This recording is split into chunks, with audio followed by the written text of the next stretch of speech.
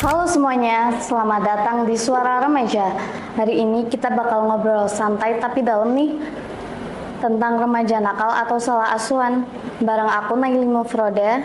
Siapa lagi nih kalau bukan guru BK kita yang super keren, Bu Cemaka. Apa kabar Bu? Baik, alhamdulillah. Langsung aja ya Bu, kita mulai dari yang ringan dulu.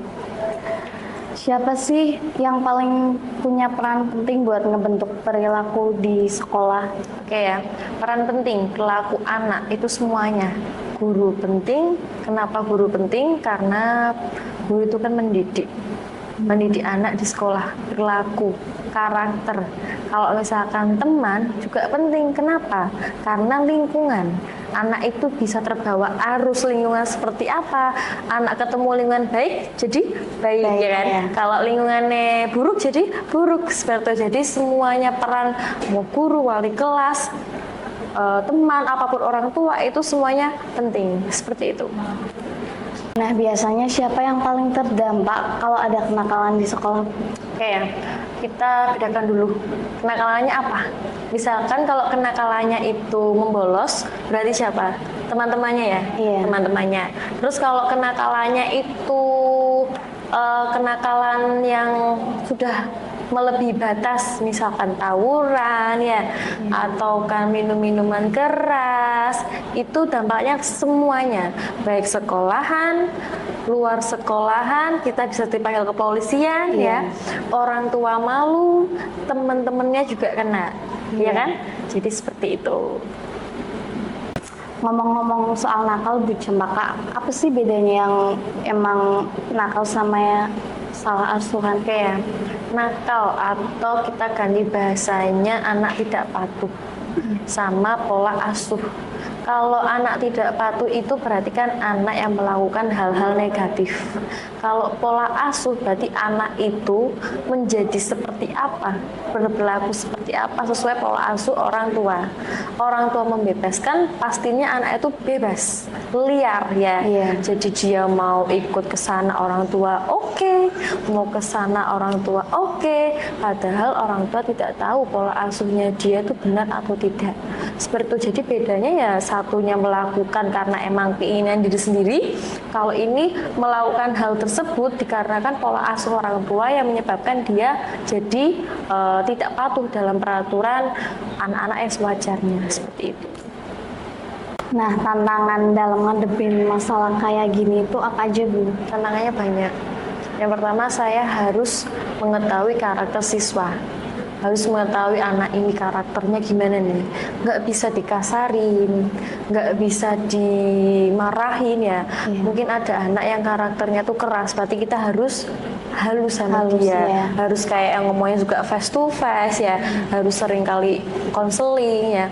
Terus juga yang kedua ke orang tua.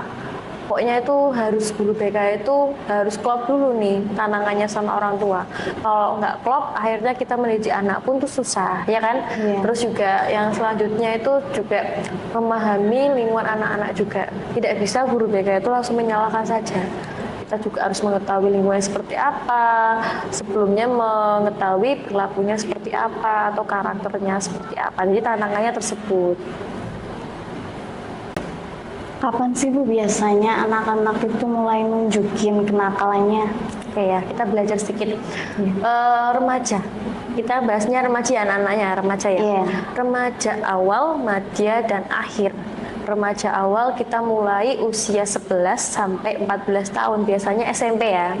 Terus usia 15 sampai 17 tahun ini SMA. Next 16 sampai 15 ya.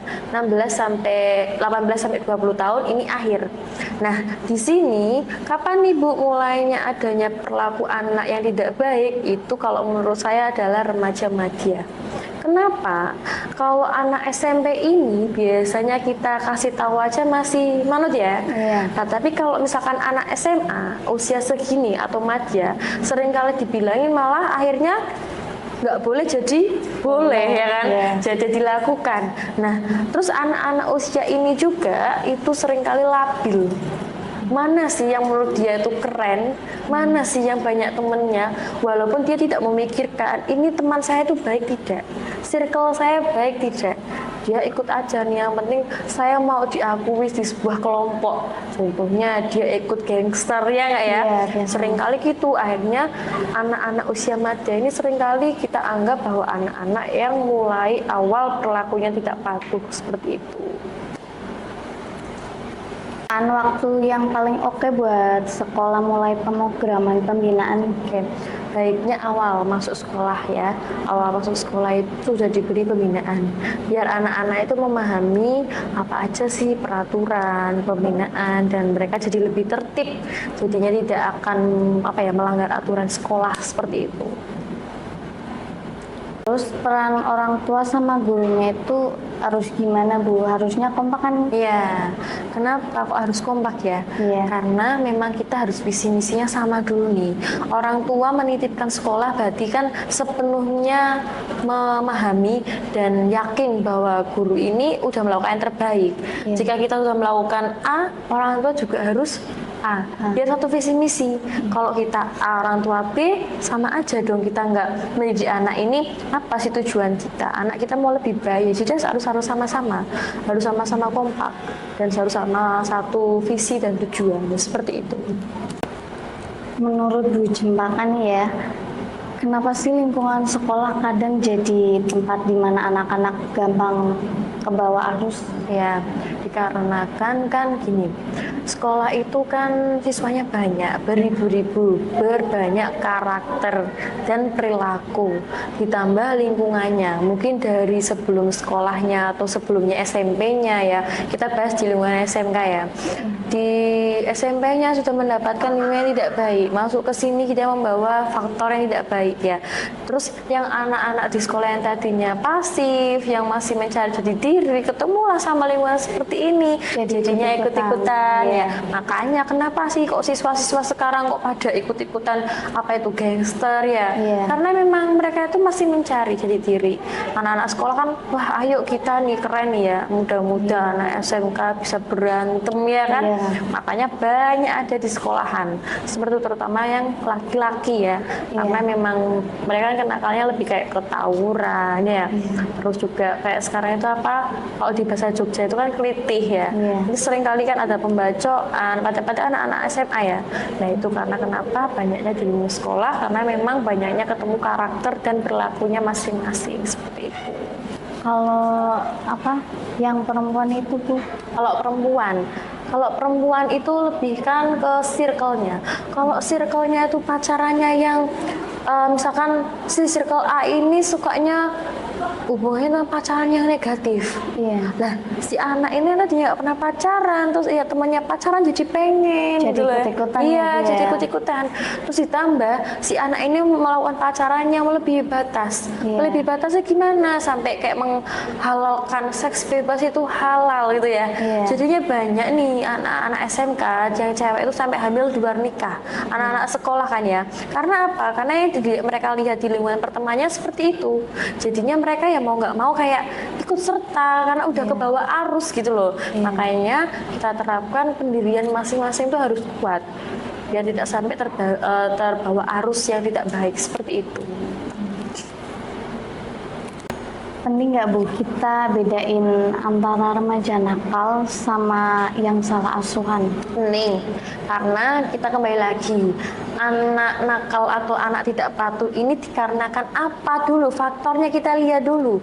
Faktornya apa sih kok anak ini bisa tidak baik atau tidak patuh ya, atau melakukan hal-hal yang negatif? Oh, anak ini memang bawaannya memang seperti itu, padahal pola asuhnya udah baik nih. Mungkin berarti ini anak itu ikut lingkungannya tidak baik. Nah, kalau bedanya gimana Bu? Lah kita indikasi lagi. Oh, anak ini nakal dikarenakan dia mempunyai pola asuh yang tidak baik, orang tuanya itu terlalu membebaskan, ya kan? Jadinya dia kayak nggak apa-apa nih, aku mau ke sana, oke, mama papa aku nggak apa-apa ya. Jadinya pola asuhnya tidak baik, jadi harus dibedakan. Tidak bisa kita, kamu nakal memang karena kamu tidak pernah dididik orang tua, salah.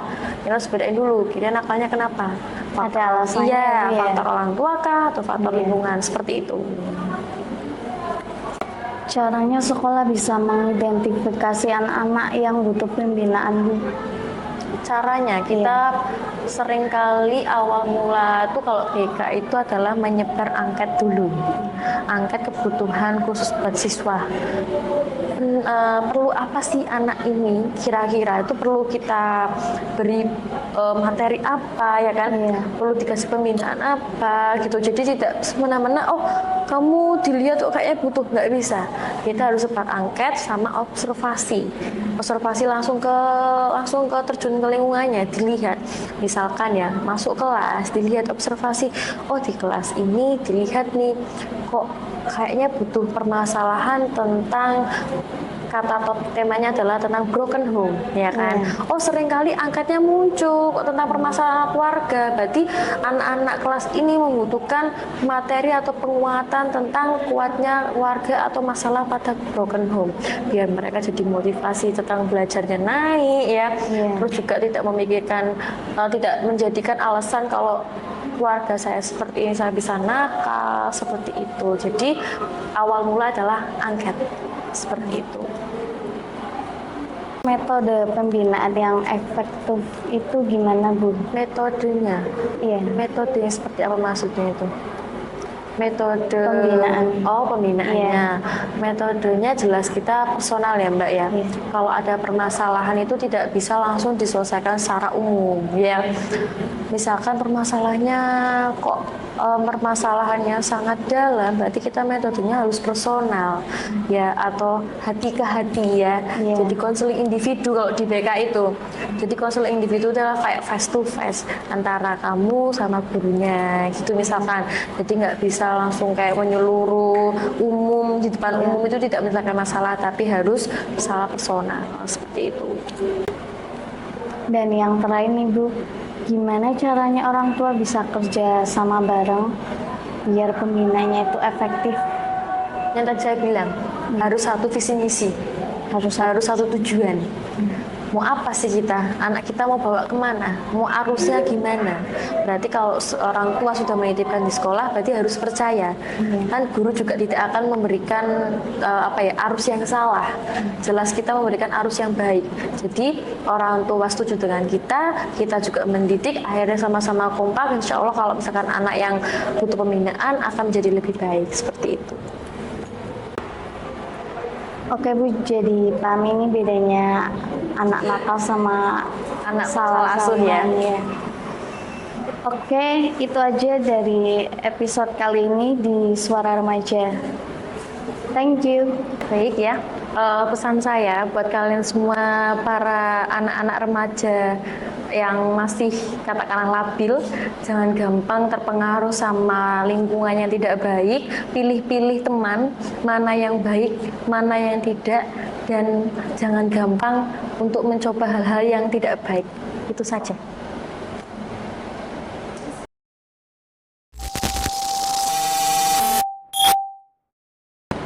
Pertama, kita belajar bahwa baik guru maupun teman sebaya memiliki pengaruh besar dalam membentuk perilaku anak-anak.